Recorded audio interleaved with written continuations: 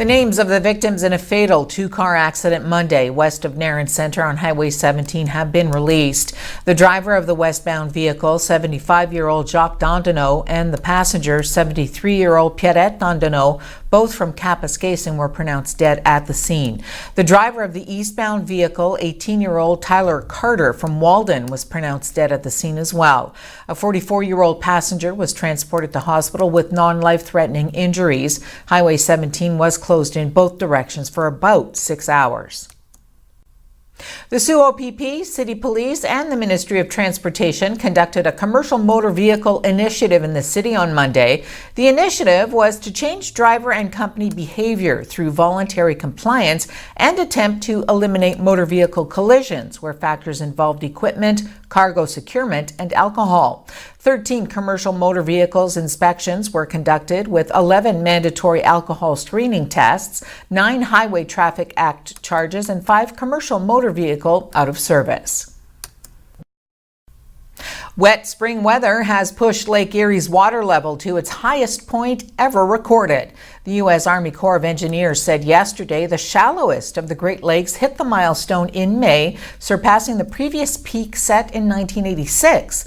Lake Superior also reached its highest known level for the month of May, although it has been even higher at other times of the year. Chief Watershed Hydrologist Keith Kompoltowicz says precipitation in the region last month was 21% above normal. He says Lakes Huron, Michigan, and Ontario might also set records this summer.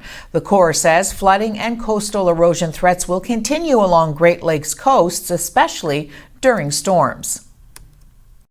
In the first 100 days of a new Conservative government, I will convene a First Ministers' meeting with internal trade at the very top of the agenda. If the Conservatives win the October 21st federal election, Andrew Scheer says he'll convene a First Minister's meeting within 100 days devoted to knocking down barriers to trade among Canada's provinces.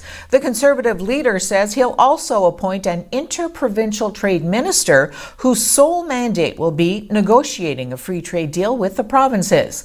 Scheer says he's talking about a formal, comprehensive agreement negotiated by professionals, not just a memorandum of understanding. Our previous Conservative government made huge progress on this issue with the Canada Free Trade Agreement. However, since coming into force 2 years ago, the Liberals have done virtually nothing with it. In fact, there are 130 pages of exemptions. The Interprovincial Free Trade Agreement that we will propose will be a real free trade deal like NAFTA, like CETA, and like the TPP, and negotiated freely in the spirit of open federalism with nothing more than the basic promise of greater prosperity, bringing all parties to the table.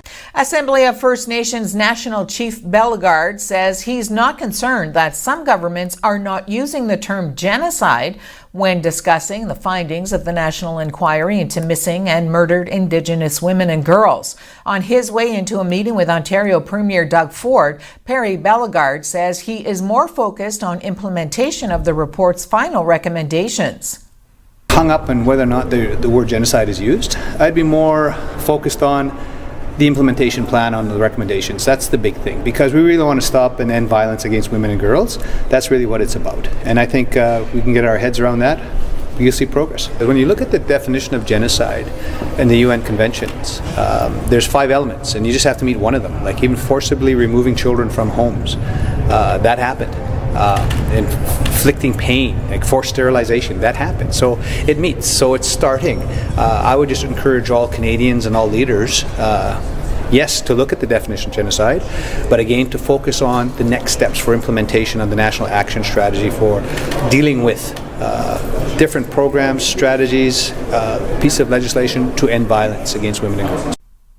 Meanwhile, the Canadian Association of Elizabeth Fry Societies says changes the Senate wants to make to a bill on solitary confinement in Canadian prisons are in keeping with recommendations from the inquiry into missing and murdered Indigenous women and girls. Savannah Gentile, the group's director of advocacy and legal issues, says a package of amendments to the Liberal government's Bill C-83 would be meaningful action on some of the inquiry's key findings. A Senate committee has proposed adding judicial oversight to decisions about isolating prisoners, as well as more support for inmates with mental illnesses and community-based options for rehabilitation.